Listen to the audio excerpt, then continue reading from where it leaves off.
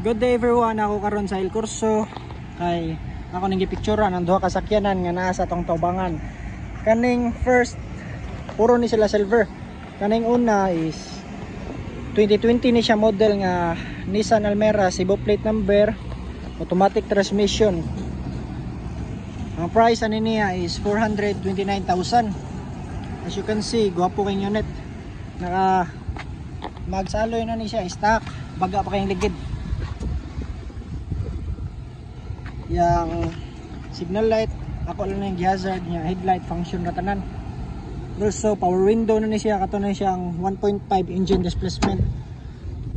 Yan, naka leather seat na po ni siya. Nakanindot ni sakyan na bugnaw kayang aircon, basta mga Nissan bugnaw jud kayo. Also na siya reverse cam.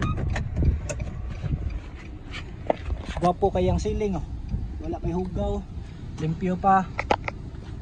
Naka power window, power window, power mirror. So if interesado mo ani nga unit, abliwa boy kay malak niya na. If interesado mo ani nga unit is PM lang ko ninyo. Pwede ni siya cash and also financing. Kanina po datong istoryaan kaning 2018 nga Toyota Avanza G variant, tapos dala automatic transmission. As you can see, function niya po na yung headlight and also signal light and fog lamp. Katon na siyang tapos dala, naka-mags na. And also baga gyapon kay ang ligid, same ra gyapon sila duha. Yan na siya yung mga accessories.